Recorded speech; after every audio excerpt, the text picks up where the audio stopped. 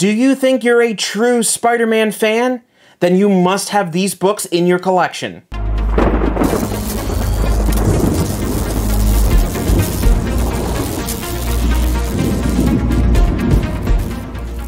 I thought it would be a lot of fun to take some time and go through our collection of Spider-Man comic books and focus specifically on the Spider-Man books that at least I think are the must-have books to have if you are a Spider-Man comic book collector. We're going to go through different books from different eras and, of course, different categories, I should say, when it comes to your price range and so forth. We'll have some books that are easy to obtain no matter what level of collector you may be, and then we'll talk about and throw in some books that are maybe on the higher end if you're really getting deep and really going into all the books that you can collect as a serious Spider-Man comic book collector. Now, of course, no matter what type of these books you're able to personally obtain, it doesn't matter whether you have only a couple of these books or you have all of them, you are still a Spider-Man collector at the end of the day, no matter what. So let's take a look at these books. We'll go through them one by one, give a little bit of information, and go from there. Now, before we jump into that, like this video, subscribe to our channel, hit that bell notification to be notified when we post new content. It allows our community to grow and, of course, allows us to bring you more content just like this. So let's jump on over and take a look at the books we're going to talk about today. So the first book that I actually want to talk about is a book that, starting off story-wise, nothing really big key-wise happens from a story perspective, but it is a really awesome cover and a very iconic cover in the original Spider-Man run, and that is Amazing Spider-Man number 33. So this is a Steve Ditko cover from his original run of Spider-Man. We've seen this image of Spider-Man in the movies. We have a couple images of Tobey Maguire holding up kind of the building collapsing on him, especially in Spider-Man 2. There's a scene in Spider-Man Homecoming that Tom Holland's Peter Parker is holding up the building that Vulture collapses on him, which is a little bit of a reminiscence to this classic cover of Spider-Man in the final chapter, holding up the debris with the water all coming right over the top of his head. A really, really awesome and classic cover in Spider-Man. So moving on from that, we have a book that actually does have some big story implications in the history of Spider-Man. And this one is actually Amazing Spider-Man number 42. So this is actually not the first mention or even really the first appearance of Mary Jane, but it is the first full appearance of Mary Jane. So this is the one where right at the end of this book, you finally see her face after she's been mentioned leading up to this, and she says that famous line, "Face it, Tiger, you've just hit the jackpot," which is a famous line, of course, in all of comic book history, and this is the book where at the end of this issue is where that happens. Now, you won't even see it here on the cover. You wouldn't even know that. But like I said, it's at the end of this. And kind of as a bonus, as I'm talking about this, I have another version of this book. And this is a little kind of insert version of the book that I purchased a few years ago. And this one was actually, I believe, in a magazine, another series of magazine. And this is just kind of a shortened version of it in a different, unique size. So I thought it was pretty cool to have this issue like that as well. Moving on from that, let's take a look at another classic Spider-Man book from the Amazing Spider-Man run. And this one is an issue that is famous for a lot of other reasons other than, of course, story specifics and so forth. But this one is one that if you've seen other documentaries about the history of Marvel Comics, about Stan Lee, about Spider-Man, you've probably seen this one come up before, and that is Amazing Spider-Man number 96. So the reason why this issue is so important is that back in the day, when comic books were published and released to the public, what they needed was the Comics Code Authority stamp. So there was a stamp that was placed on all of these books based on what needed to go through the proper channels. So I'll actually show you here for a second. So if we pull back up number 42, you'll notice that Comic Code Authority stamp right up there on the top of the cover. All of these books had to have that back in the day. And this book, specifically number 96, does not have that stamp. And the reason for that is that this book covers the drug epidemic that was happening back in the 1970s. And Stan Lee wanted to write a story that went into this so that kids in that time period could read this and understand the dangers of drug use and really make it an important story to the community. Not just something that is there for general entertainment value, but something that's going to really present a good lesson to kids through Spider-Man. And because it was content that was not approved by the Comic Authority, Stan Lee actually went against them and had that code coupon there kind of at the top removed on this issue because they did not approve of the storyline. So it got published without it. So it's important because it was one of the first books to do that, to go against the Comic Code Authority, and it's such an important issue through the stories that were told through Amazing Spider-Man. So other than that, we have another really super important issue in the history of Amazing Spider-Man, and this is one that has been covered a little bit in the movies and has been kind of mentioned, if not just shown. There's one movie that did show it, and then there's been other movies that have mentioned it, and this one is super, super big. It is Amazing Spider-Man 121. This is the death of Gwen Stacy. This is the one where it even says it right there. It is a turning point. They kind of knew a little bit. I know, of course, that's a splash thing to really get people excited to buy this issue back when it first came out, but it really was a big turning point in the history of Spider-Man and really kind of in superhero comic books, because this was Spider-Man's love dying. And depending on how you look at it, from the logistics of how she dies in the book, he's somewhat responsible for her death. And that is something that's shocking and really crazy to think about if you think about the time period when this was released and how people saw superheroes in that time, and really, really seeing how hard it hit Peter Parker as that storyline kind of continued after her death here in 121. So this is a really important moment in not just Spider-Man's life, but also kind of across the comic book industry. And as I was mentioning, they did do this story a little bit in Amazing Spider-Man 2 with Andrew Garfield.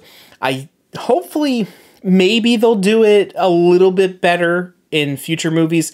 I like the scene in the film, but the film itself is not so fantastic, but I'm curious to really see where they go with that if they do this again. But because of how important this is of an issue to Peter Parker, to comic books, that's why I have it here as one of the comics we're talking about as a must-have for Spider-Man collectors.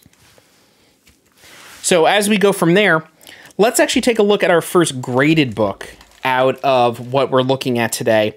This one is one of those ones that most people are going to know this one. They're going to know this as a big issue, but I wanted to put it on this list even though we all know about it, and this is one of the big ones. And this is Amazing Spider-Man number 129, which is the first appearance of Frank Castle, or the Punisher.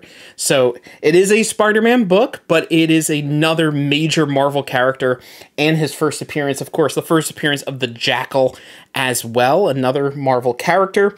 But this is a very big book for a very popular character who I believe is actually returning with the brand new Daredevil TV show on Disney Plus. So he had his own show on Netflix. He had some time on the Daredevil show on Netflix as well, and it looks like he's returning. So he's going to be continuing in the MCU. So he is a fantastic character to have. And once again, another great book, another big book in the Spider-Man must-haves. Now, the next couple books I've kind of stacked together, and I've stacked them together because they have to do with one another, but even though they do go across the board of the same topic, they individually are really great books to have in your collection. So I'm actually going to start with this one, and this one is Secret Wars number 8, which you may be familiar with, which is the origin of Spider-Man's black suit. And this one in particular I have is signed by John Beatty and Michael Zeck, two of the creators on the work here, who did the cover and the art on this. This is a fantastic book. Here, this is graded by CBCS back when they actually had their red labels instead of the yellow labels for the signature verification.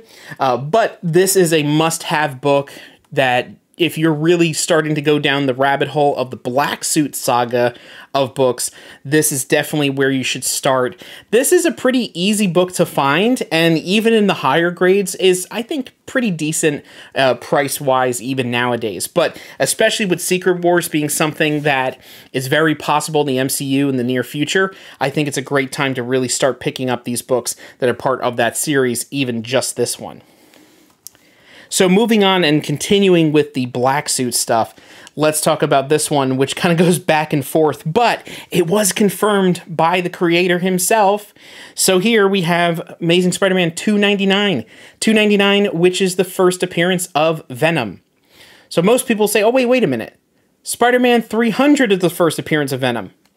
Yes, because he's in more than one page, but you see his full body at the end of this issue, 299, and even Todd McFarlane himself confirmed that he considers 299 to be the first appearance of Venom. So not cameo, but first full appearance is what Todd McFarlane says, because you see his full body, even if it is on the final page of this book.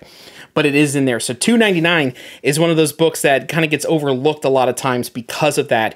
But I think you really need that, especially if you're a fan of the Black Suit and Venom in general. But as we're talking about that, I'll actually bring up, just because we have it here, is Amazing Spider-Man 300. So here's 300, first appearance of Venom. So this one actually says on CGC, says origin and first full appearance of Venom, Eddie Brock. Last black costume for Spider-Man, because it moves over to Eddie Brock as Venom. But I guess that can be kind of debated back and forth about 299 and 300. We can go back and forth about that all day. But we have both of those, 299 and 300, I think, go hand in hand. Those are two books that I think, if you're going to get one, you probably should have both of them in there. And this is a book that usually stays pretty steady within the market, because Venom is always a popular character. No matter how time passes and where the movies go and all that stuff, it's one of those characters that really sticks around. And to go along with Venom and to finish off kind of a series of things right here, we have this one, which is Amazing Spider-Man 361, which is the first appearance of Carnage. Now, it's not the first appearance of Cletus Cassidy. He showed up a while earlier in the run of Amazing Spider-Man, but this is actually the first appearance of Carnage. I love this cover. This is one of my favorite covers of all time. It is from the time period where I did see this a lot as a kid. I was not even 2 years old when this book came out, if I want to date myself. But I did see this one a lot, so it has a special place for me. So I do have multiple copies of this book in my collection, but this is the highest graded one I have. And yeah, this one, just to double check here on the back, yeah, first full appearance of Carnage in this story, the Mark Bagley art, which I think is fantastic. I like his version of Spider-Man, because that 90s version. But this is a great book to have hand in hand with those Venom books. Now, as we go from there, we're going to actually take a look at some more modern books as we wrap things up. I have 3 more books here in the collection. If you've enjoyed this video so far, once again, like the video, subscribe, hit the bell notification, share this video with anybody else that you think might be interested in learning more about these books, these must-have Spider-Man books in your comic book collection. And if you're interested in these types of videos, let us know in the comments below. I'd be happy to really take some time and go through different topics and different books within our comic book collection. So let's take a look at these last 3 books. This one is another book that I think is fantastic to own as a Spider-Man collector, but is one that is very, very easy to find because we printed so many of them, but it is a classic, iconic cover, and that is the Todd McFarlane Spider-Man #1. This is the gold foil version, is the one that I have in my collection currently, but there are different foil versions that were printed when this book came out in the 90s. So this is a very easy book to find. There's so many of them were printed. You can find these at any comic shop, at a comic con, a comic show, any of those types of things. This is one that'll be easy to find and not for any kind of crazy prices. I know there are some variants that may go crazy, but usually the basic prints of these are really, really easy to find at good prices. But like I said, as you can see right here is a very iconic cover by Todd McFarlane for this Spider-Man #1. And then kind of wrapping things up here with these last 2, this one I wanted to throw in here is Amazing Spider-Man #36. And that is the black cover issue. This is the 9/11 issue of Amazing Spider-Man. This is a book that I remember that when they released this, my parents, we went to the store, we had a local comic book shop that I would go to all the time as a kid, and we made it a point to make sure we went out and purchased this issue when it was first published. And it is a book that it's heavy, the fact that it's just a black cover. And then when you open it up and you read the story inside, is it doesn't kind of pull any punches of what really happened. It puts the heroes into the real world in some way. And this book is really so important on a pop culture standpoint that this one is actually in the Smithsonian Museum. This issue is in the Smithsonian as an important piece of pop culture history in relation to real world history. So this is a really, really important issue to the history of Spider-Man and also to the history of pop culture in general. And as we bring to the last book that I want to talk about today, this is a book that I'm going to just talk about is just a fantastic cover. I love the cover on this. I may have talked about it here on our channel before, but if not, my favorite Spider-Man artist is J. Scott Campbell. And I love the way he does his art. And one of his most iconic covers is the one I have here that I actually also got signed by him a few years ago at New York Comic Con. And that is Amazing Spider-Man 601, which is the Mary Jane cover. So you can actually see here, I got it signed by J. Scott Campbell. And it is graded a 9.2 by CBCS. So I had this one sent in to be graded by them after I had it signed by him at New York Comic Con a few years ago. So this is just one of my favorite J. Scott Campbell covers. I think this is a super iconic Spider-Man cover from the last few years. This one's from 2009, so this one is over 15 years old already, or about to be. It'll be October of 2009, it says right here. So it's crazy to think that this book is almost 15 years old, but it is a really, really great modern Spider-Man book that you can add to your Spider-Man collection. So those are the books that I really wanted to go over today. Of course, we have a significantly much larger Spider-Man comic book collection that I didn't even scratch the surface on the books that I wanted to show on today's video. So once again, if you liked this type of video, if you want to see more, let us know in the comments below what types of things you'd like to see, and I'll be happy to go over and talk about even more of these must-have Spider-Man books to add to your comic book collection.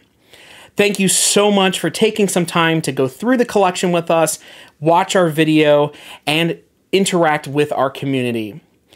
And once again, keep on collecting.